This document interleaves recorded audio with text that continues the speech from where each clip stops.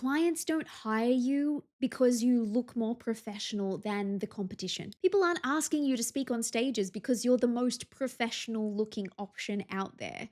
And employers don't promote you because you are more professional than your colleagues. In my 7 years as a business and thought leadership coach, I've never once had a client who needed to look more professional in order to make more money and make a bigger impact. In fact, sometimes trying too hard to look professional was costing them opportunities. But what all of those clients had in common was that they actually required three things that they were mistaking for professionalism, but were in fact about creating more magnetism.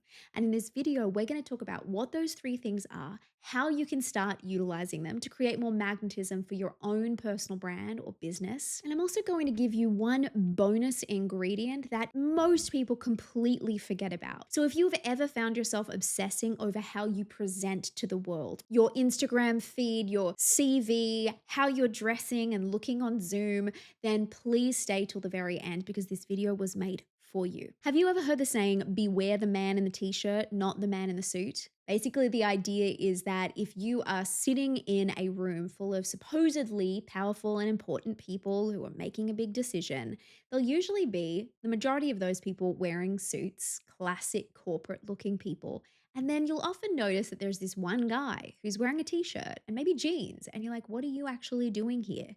Well, turns out that that person is often the most powerful person in the room. And this is why already our idea of looking professional and it being essential in order for us to get somewhere is a little bit broken. So, why are we so hung up on looking professional? I want you to have a think about how you feel when you wear some sort of power suit versus a tracksuit, or when you're wearing your favorite going out outfit versus an outfit that's really old or maybe doesn't fit very well. When you are looking for the confidence that you crave, putting on the right outfit can make all the difference. What it creates is situational confidence. Basically, that's like conditional confidence. It's like we find some way that's going to feed us some confidence that we need that can get us over the line. And that is great. We can absolutely leverage that. But situational confidence can be taken away. And what we actually are craving is true self belief. And self belief is actually created through owning our value, knowing that we're capable of taking on whatever it is that we're going to, having self trust, like knowing that if we make a commitment, we're going to follow through. And when you have self belief, it's a lot harder to be taken away. I actually had a client come to me once who had already done the whole professional branding thing. So she had this beautiful website, she'd done a fancy photo shoot, she looked the part, and she would get so many people going, oh, wow, you're so professional, so magnetic, all of that. And yet there was this problem because while she looked that way to the outside world, inside, she was crippled with imposter syndrome. She did not have any self belief. She felt like a total fraud.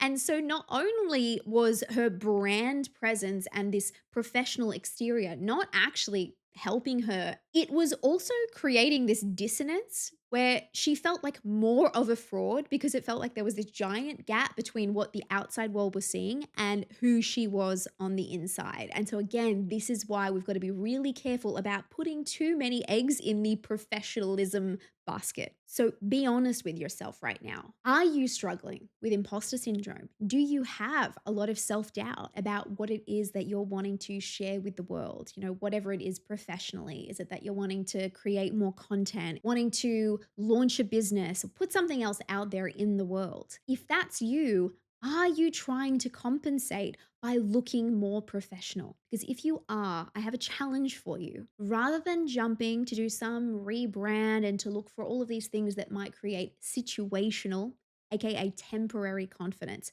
I want you to commit to the journey of building true self belief. We can do this through things like gathering social proof, or what I like to call evidence of awesome. So, not just testimonials from clients and things like that, but also anytime someone validates you, gives you some sort of positive feedback that sort of reflects a positive trait that you're wanting to share with the world. Find a way of bottling that. Have a place that you collect all of that and maybe make it quite visible and put it up on your wall or something so that when you are having those moments of self doubt, you're like, oh, okay, The self-doubt's actually just in my head. Like, people in the outside world actually think I'm pretty decent. I also want you to document your unique brilliance, like what it is that you do and why you're so good at it. This is why I love things like human design, the gene keys, astrology. They can provide these really beautiful mirrors for reflecting back our most positive qualities and helping us lean into those things. Like it's like you might sense something in yourself, but you're like, oh, yeah, maybe I'm just imagining it. But when you get a reading or something like that, or when I do a mythic journey for a client, often they're like, oh, you weren't telling me anything new, but you basically confirmed these things that I've been feeling about myself. And finally, I have words, and it feels like this permission slip to just go all in on this thing because finally someone else is seeing it too. You might also want to just commit to doing more reps because sometimes the reason we're struggling with confidence is that we just don't have enough practice yet in the thing that we're wanting to do. That could be doing reps in terms of just sharing your story and your message and creating more content, but it could also look like getting some clients and not charging for a while or charging really reduced rates until you start to feel more confident and like, oh yeah, charging more is a no-brainer. Also, you might want to get on the wait list for Undeniable because this is literally what I'm creating to be an imposter syndrome prevention kit. But we need to deal with the potential elephant in the room, which is you at this point you might be thinking, yeah, but what about how I look? Like that does matter. Like what about aesthetics, Kat? It's okay. We're getting there. So I get a lot of clients who come to me who feel really drawn to my brand aesthetic. Like they talk about how magnetic my website is. It made them feel a certain way. And they're like, oh, I want to present like that to the world. But when I give them a couple of exercises as part of my inside out framework, they realize that my aesthetic is not actually to their taste. Like, it's not that they love my aesthetic specifically, it's that they really like how clear and cohesive and consistent it is. It is intentional, it makes them feel something, and wherever you go, it's recognizable. So, when you don't have a professionally designed brand identity or brand guidelines and, a professional website, one of the biggest issues I see is a lack of consistency and cohesion. It's a little bit of a Franken brand. There'll be like a mismatched color palette or no color palette at all. Generic free fonts that are used quite inconsistently. Oh my God. And also inconsistent line spacing, one of my pet peeves. And please do not get me started on the margins and the lack of white space. Oh my God. So, white space, all of that breathing room between text and between graphics will actually make you look more professional. Choosing premium fonts and then using them in a really consistent way, like having rules for yourself of, okay, every header we use this, every subheader is this, paragraph is this, and setting those line spaces and using them the same way every single time, that will make you look more high end. The right color palette, and by that I mean just one that is chosen intentionally, is always going to look better regardless of whether they're colors that you personally like. But I want you to test this out for yourself.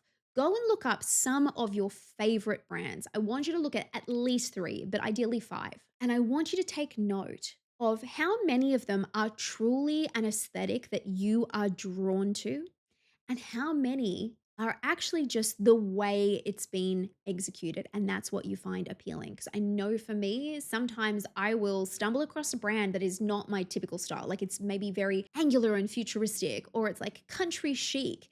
But because of how well it's been put together, I find it appealing, even though I'd never in a million years choose that aesthetic for myself. I also now want you to go and take a look at your Instagram feed, at your website, or some sort of asset that you've created for yourself or had someone create for you. And be honest with yourself. Is it consistent? Is it cohesive? What's the white space like? What are the margins like? If you were to just grab any post that you'd put out there in the world and you covered over your name of it, would someone else be able to know where that came from? Like, is it actually recognizable? Because if not, these are all signs that you are probably due to give yourself some brand guidelines. I do not mean running out and spending a fortune on a professionally designed brand identity. What I mean is just giving yourself some creative confines, creating rules for yourself of how you use the fonts and the colors and things like that when you create anything, because that is already going to make such a difference. And ultimately, just be honest with yourself. Is your desire to look more professional right now because what you're putting out in there in the world and how it's executed is actually just making you look less professional? Do we just need to actually correct some of the things that are harming your brand as opposed to you needing a professional makeover? But before you run off and create those brand guidelines for yourself, we need to talk about thing number three. I once had a client who quit her corporate job to launch her coaching business, and she had started with a YouTube channel and she was trying really damn hard to look professional in her content. Partly out of fear that she was going to be seen by the people that she used to work with in corporate and she didn't want to be judged and look small time. Partly because she just thought that this is what you have to do. If you're running a business, you need to look professional. But when we started diving into her inside out strategy, which is where we start with who she is, what she has to offer the world, and then who she is best equipped to serve with those gifts and talents and experience, it became really clear that her audience wasn't interested in her being some stiff corporate cutout. Her clients were new or aspiring managers who were all feeling out of their depth. Their own bosses were corporate cutouts who weren't safe to talk to and who didn't understand them. So they were looking for a mentor who was like them, only who had overcome the challenges that they were currently faced with. Which brings us to my point on why trying to look professional in the archetypal sense can do more harm than good because it can alienate the very people or opportunities that we're wanting to attract. Because this is the thing, magnetism is created through resonance. Now, if you don't know what I'm talking about when I say resonance, here's an example. So did you know that if you have a tuning fork, say it's tuned to the note A and you tap it and you've got a room that's full of other tuning forks and a whole bunch of them are also A, the other A's in the room will start vibrating after you ding that first tuning fork because it's a like frequency. That is exactly what happens when we put ourselves out there in the world authentically. It's kind of funny, actually. I tend to attract clients where when I'm reading their onboarding form, I'm like, oh my God, like this is just me. Like it's usually me a few years earlier, but they are saying things as if I said them. There is so many similarities, but that would not be happening if I showed up and I was here as the expert wearing like a gray suit and being like, so the way you are going to create a brand and the way you're going to build your business is like I'm going to attract people who want that. And there's nothing wrong with that. But the thing is, I want to work with people I actually like and I want to attract opportunities that actually value me for me. Like if I'm going to be asked to speak on stage, I want to know that I can get up there and speak on stage and potentially look like this. Maybe I would wear a suit, but it'd probably be like red. So, as long as we are trying to fit some sort of mold of professionalism and we are not taking into consideration the context, the ideal audience that we want to reach, then we are actually creating problems for ourselves. Whatever kind of professionalism that you want to embody needs to be contextual. By the way, in case you don't believe me, that client that I mentioned before, when she came to me, she had no clients. She had no actual business. And within a few years, she was making multiple six figures and had been invited to create courses for the LinkedIn platform, was asked to speak for the United Nations, like got all these incredible opportunities. And in her words, she was saying that the reason she attracted these opportunities and these people was that people already felt like they knew her before she'd even met them. She was so recognizable. And she also knew that that meant that she repelled a lot of people because once she let her true self out, she was the most bright, colorful person who looked so not corporate. And yet, she was also extremely professional because professionalism is not just about how we dress. And we are going to get to that in a second. But first, I want to give you one more challenge. If you have been thinking that professionalism equals corporate power suits and you hiding your personality and not ever making a mistake or saying something out of place online, then I want you to get much clearer on what professionalism actually means to you. I want you to have one column that is like, this is what professional looks like to me. And then I want you to also have, this is what unprofessional looks like to me. Because sometimes knowing what we don't want to show up as can be more helpful than knowing what we do. Like it helps us narrow it down a lot quicker. And again, I want you to think about the kinds of opportunities you're wanting to attract to, because just like authenticity, professionalism can be this like, how long is a piece of string? Everyone has their own definition of what this is. And to you, it's really about using professionalism to achieve specific goals, not just professional for professional's sake. I hope that makes sense.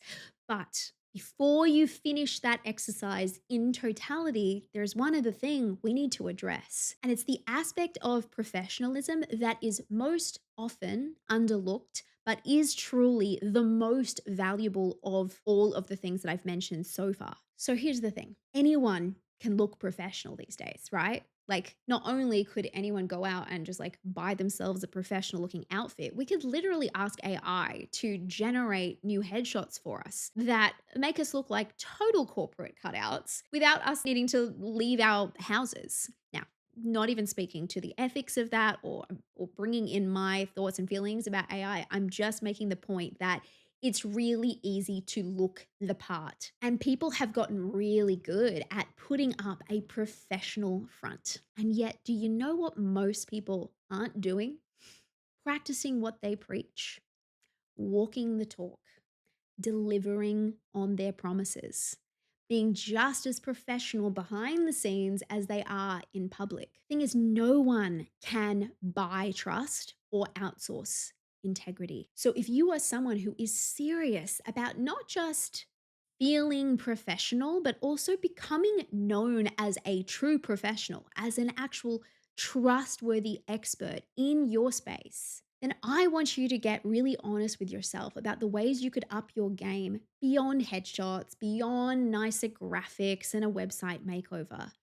What are all the ways you could show up as more of a professional, not just in public, but thinking about every single relationship in your professional life? From the people that you see as important to the people that you have maybe seen as less important. Every single touch point for your brand, not just what is facing the public, but what happens after people interact with any piece of content you put out there. There is probably a long list of things that you could start to tackle that are going to make you more of a professional. This is playing the magnetism long game. And honestly, in this day and age of AI slop and broken promises, this is the only way we win the game. So if you are actually serious about this, this is the work that is not sexy and yet will pay off. By the way, if you want to map your magnetism and understand what else could potentially be costing you clients and what you're doing really well when it comes to brand magnetism, because it's unlikely that your headshots are to blame at this point, I hope that's clear,